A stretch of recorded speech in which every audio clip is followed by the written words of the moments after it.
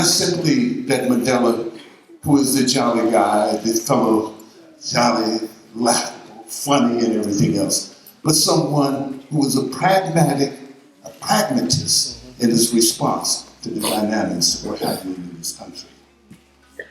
He could have been in jail, in pain, as he watched his wife, Winnie Mandela. He was. Be first imprisoned and placed in solitary confinement for months, in pain, and not knowing what was happening with his children. And then later banished into some place. He would have been in pain in 1976, June 16, when the children revolted in Soweto, beginning a new stage of the South African struggle, and encouraged by the United Front, started by women, wives and mothers.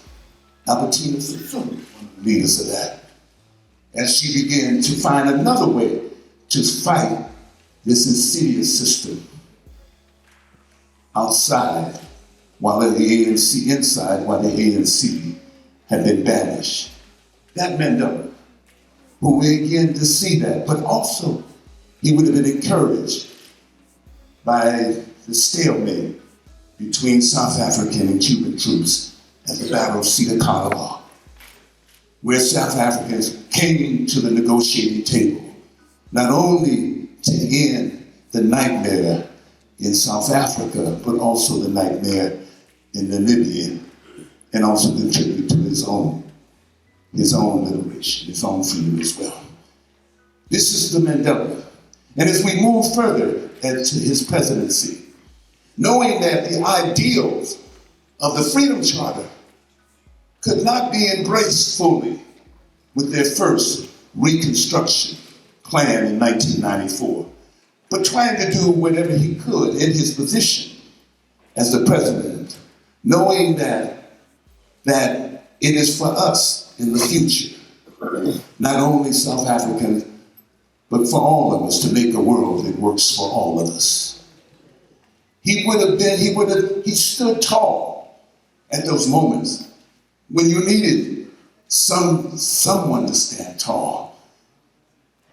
When the South African post-apartheid government provided us with this horrendous position on HIV/AIDS, there was Mandela standing up and saying and telling and bearing his soul and telling about the pain and the damage that HIV/AIDS had done to his own family, the loss of one of his own family members. There he stood again, or as my sister from the rabbi said, that he understood and prayed and moved for peace between Palestinians and Jews in the Middle East. And he had to stand out beyond that, to the chagrin sometimes of those who had been his supporters, those who had followed him, those who admired him. He've always stood up in that capacity. We have to maintain that memory of him in and outside of jail, always planning, knowing that the day would come when he would assume, and those people, his people would assume their righteous place in the country and in the world.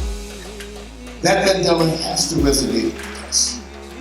Because if we were talking about global warming and climate change, Mandela would be at the table talking about that. If we were talking about development, human development, and a paradigm that it really redistributes the wealth of the world, Mandela would be at the table talking about that, fighting new struggles today. Those fights, Mandela would be, because he's always been there consistently. His struggles, his view went beyond simply that of South Africa, but it encompassed the worldview.